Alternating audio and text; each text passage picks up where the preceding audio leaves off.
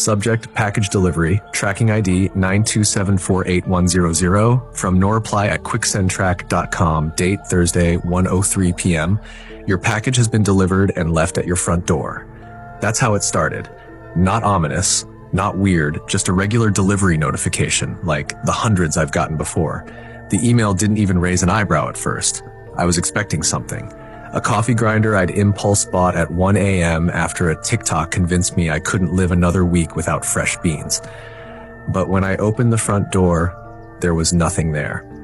I leaned out, glanced left and right, even checked the steps in case the box had been nudged by wind or someone walking by. Nothing. No neighbors walking their dogs, no porch pirates, not even a flyer. Weird, I thought, but not too weird. Maybe the driver had marked it as delivered a little early. I went back inside and forgot about it. Around 3:45 p.m., I got a knock at the door. This time, it wasn't a delivery driver, but a guy in a polo shirt with a clipboard and a lanyard. "Package for you," he said, handing me a sealed box. It wasn't in branded packaging, just plain brown cardboard, no label, no markings. The only thing on the surface was my full name, first, middle, and last, written in what looked like ballpoint pen. "Wait," I said. "Are you with Quicksend?" He smiled, then didn't answer, just turned and walked down my driveway, clipboard swinging at his side. I opened the box in the kitchen. Inside was a box of coffee filters. No grinder, no receipt, just the filters and a small folded note tucked between them. "Thought you might need these first." I actually laughed out loud. Okay, weird marketing tactic. Maybe they split the order. Whatever. I tossed the filters on the counter and went to check the order status online, but when I logged into the site, the order history was blank. Nothing. No pending order, no past purchases, no account info, except my name and email. That's when I started to feel off. I checked my bank transactions, no charge, no $58.76 missing. Just like I'd never bought it. By evening, I'd mostly shrugged it off. Maybe I dreamed the purchase or closed the window before completing it. I do that sometimes. Hover, click, abandon. At 8:17 p.m., I heard the doorbell. Another box, same handwriting, same ballpoint pen. Again, no return address, no label, lighter than the last one. Inside, a small burlap bag filled with whole coffee beans, and another note, fresh as promised. I didn't smile this time. I didn't laugh. I stared at the beans, then went to lock the door. I even pulled the curtain over the window, something I almost never do. I live on a quiet street. It's always felt safe. I brewed tea instead, just to be petty. I went to bed late, around 1 a.m. The wind had picked up and my upstairs hallway kept creaking in that slow, groaning way old houses do when the temperature drops. But around 2:40 a.m. I heard something new. Not creaking. Shuffling. Soft. Careful inside. I sat up, listened. Heart in my throat, the sound came from the kitchen. Something light being slid across a surface, maybe a box. Maybe filters. I crept to my door, held my breath, and pressed my ear to the frame. Nothing now, just the refrigerator humming. I tiptoed downstairs, holding my phone like a weapon, flashlight on. The kitchen was empty, except for one thing, the grinder. Sitting on the counter, plugged in, clean, no box, no packaging, no receipt, just there, as if it had always been. I turned slowly, expecting something, someone, but I was alone. I didn't sleep. Next morning, I called Quicksend, gave them the tracking number from the original email. The rep on the line said it wasn't valid, said the number didn't match their format at all. But I got an email. "No, ma'am," she cut in. "We've never used that ID style, and we don't have your name in our system." I hung up. That afternoon, a third box arrived. This one wasn't at the door. It was inside my living room. Same handwriting, same pen. Inside, a white ceramic mug, no logo, no branding, just plain. And the note, one more piece to feel at home. I sat down, mug in one hand, note in the other. And then I noticed something I hadn't before, the handwriting. Every note, every address, it matched mine. Not just close, exact, down to the flick in the lowercase y, the tiny curl on the S. It was mine. I pulled out a notepad, wrote the phrase, "Thought you might need these first," compared it side by side with the first note. Identical. I hadn't written them, not consciously, but they were mine. And that scared me more than anything else. I checked my Ring cam. Footage glitched during each delivery window. 2 seconds of static, then resumed with a box already in view. I told myself it was a prank. A weird one. Maybe a friend messing with me. I texted a few. Nobody admitted to it. That night, I stayed up, left every light on. Nothing happened until the next morning. When I opened my front door, I froze because there, perfectly centered on the welcome mat, was a full coffee station. Stand, grinder, carafe, filters, beans, mugs, everything. All arranged like a showroom display. No note this time. Except, on the wall inside my house, just behind the door, written in pen, "You're ready now."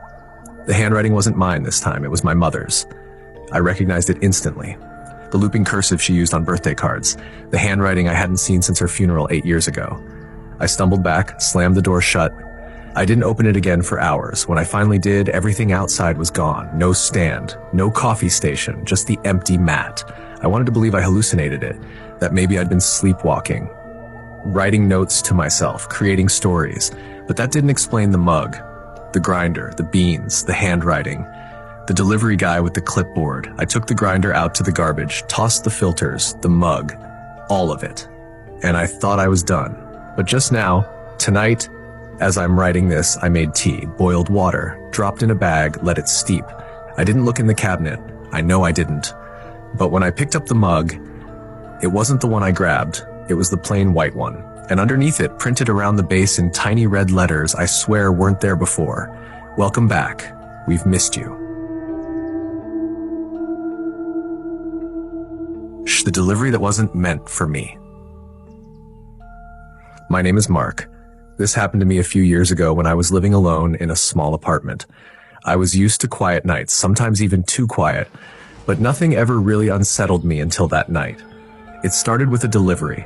I was expecting a package, a new set of headphones I'd ordered for $75.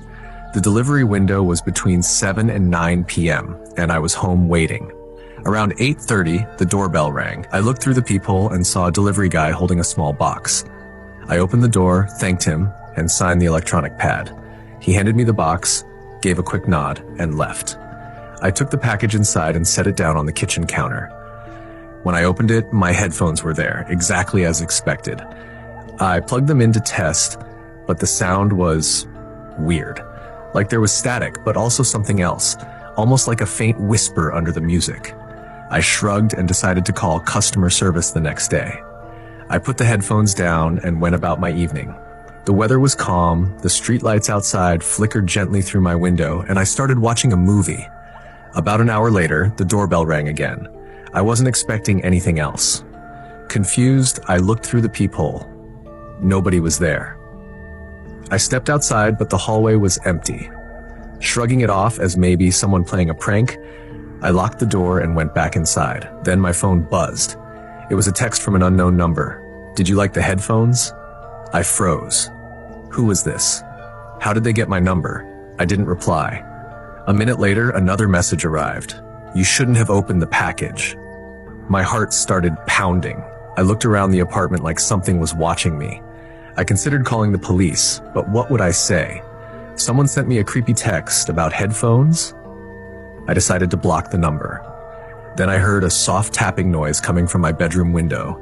It sounded like nails lightly knocking against the glass. I walked over, peered out. The street was empty. I closed the curtains and locked the window. Trying to calm down, I told myself it was just some prank or coincidence. The texts kept coming though, every 15 or 20 minutes. "You can't ignore me. They know what you did. It's watching." My phone started ringing, but when I answered, no one was on the other end. Just silence. That night, I barely slept. Every little noise made me jumpy. The next morning, I called the headphone company.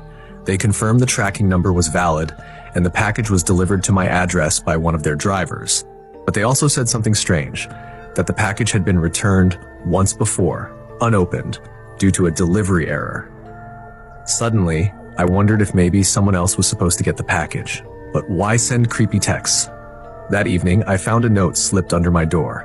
It was handwritten on a crumpled piece of paper. It said, "You don't belong here. Return what's not yours."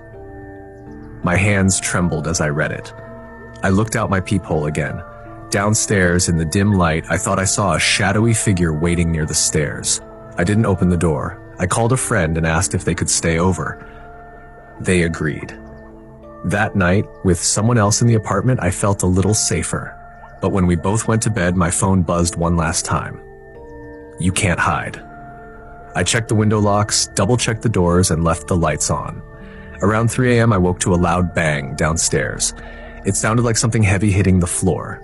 My friend was awake too, and we quietly crept down the hallway. In the living room, the package was torn open, the box ripped apart. The headphones were gone. My heart slammed in my chest.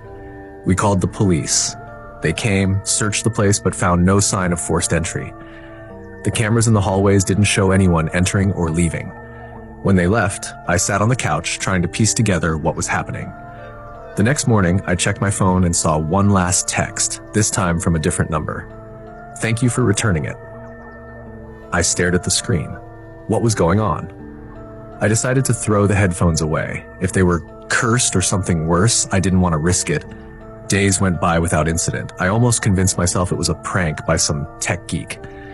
Then, one evening, I got a call from a man. Deep voice, no name. He said simply, "You received something you weren't meant to have." I asked who he was.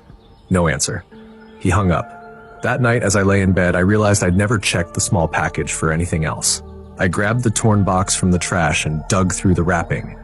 Inside, beneath the foam padding, was a small black USB drive. I plugged it into my laptop.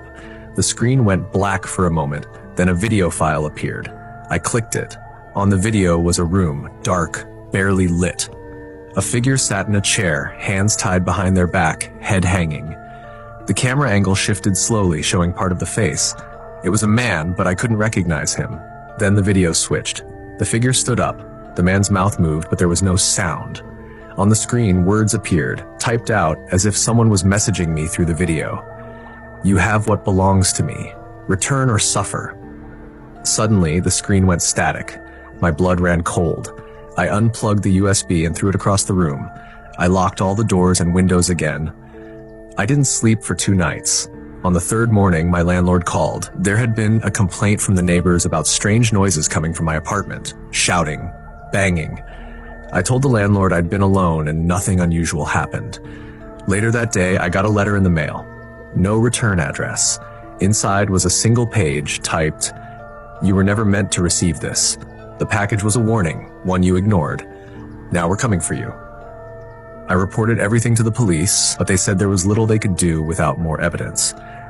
Then 1 week later, my electricity cut out at midnight. My phone was dead. I heard footsteps outside my door. I held my breath. The doorknob turned. Nothing happened. After a few seconds, the footsteps disappeared. When the power came back, I found the USB drive gone and a new package on my doorstep. No note this time, only a chilling silence. Since then, I moved out. I still don't know who sent the package or why they targeted me. And sometimes when my phone rings at night, I don't answer because I'm afraid of what might be waiting on the other end. The last delivery. My name is Lisa. I work part-time at a local bookstore, and one chilly Friday evening, I found myself alone in my apartment while my roommates were out of town. It wasn't unusual for me to be by myself, but something about that night felt different. Uneasy, almost like I was being watched. I didn't think much of it at first, just chalked it up to the late autumn darkness settling in earlier than usual. I had planned a quiet night, order some takeout, read a new novel, and maybe catch up on some work emails. Around 7 p.m., I got a notification from the food delivery app. My order was on its way. I double-checked the address and peered out the window. The street was nearly empty, just a few cars passing by every now and then. The apartment complex wasn't very big, so I figured the delivery wouldn't take long. 20 minutes passed, and I hadn't heard the usual buzz of the delivery guy pressing the doorbell. I texted the driver, "Hey, I'm downstairs, just in case." No reply. I waited a few more minutes before grabbing my phone to call him. The phone rang a few times before a quiet voice answered, "I'm outside your building." I hurried to the door and opened it, but no one was there. The hallway was empty, except for the faint hum of the building's heating system. Confused, I stepped outside and looked around. The only thing in sight was an empty delivery bike, leaning against a nearby wall. No sign of the driver. Shrugging, I walked back inside and called the restaurant. They confirmed the order was picked up and supposedly delivered. I told them I hadn't received anything, and they promised to resend it, which was kind of them. I went back to the couch, trying to shake off the weird feeling creeping up my spine.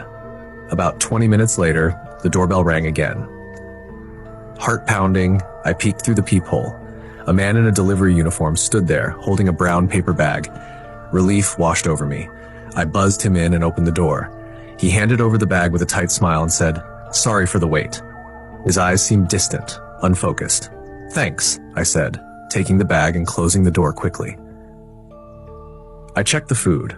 Everything looked fine, but I couldn't ignore that uneasy feeling still gnawing at me. That night, I heard noises from the hallway, soft footsteps pacing back and forth like someone was lingering outside my door.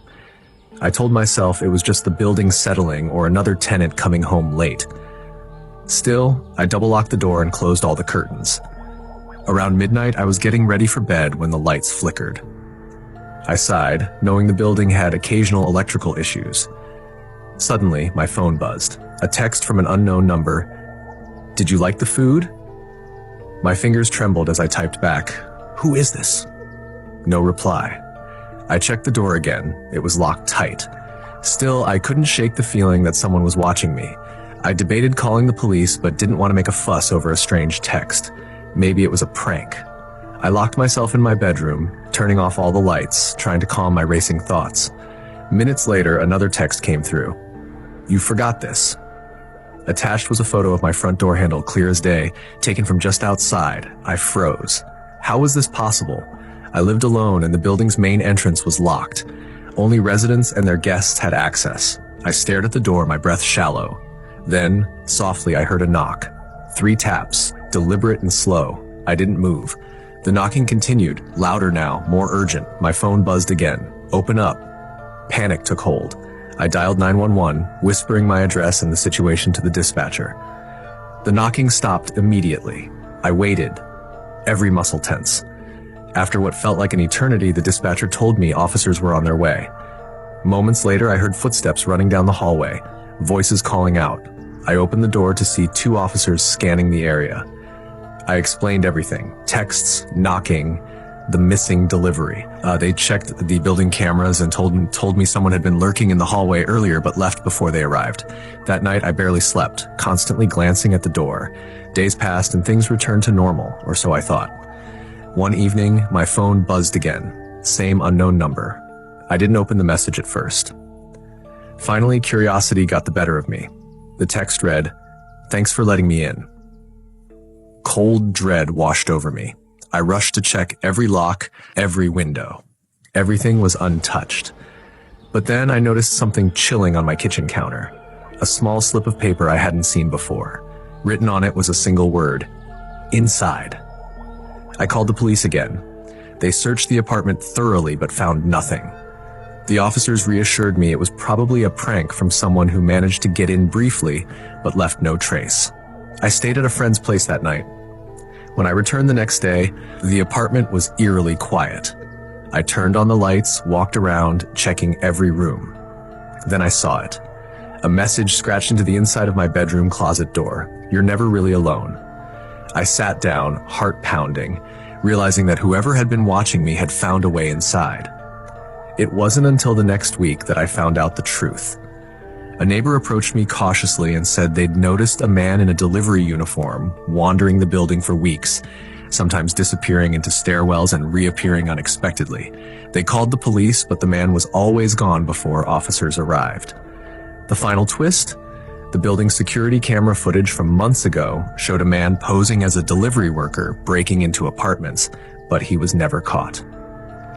That evening, I found another note slipped under my door. This time, it was accompanied by a set of keys. A note simply read, "You're lucky I'm not here." I never ordered food again, and I never let anyone inside.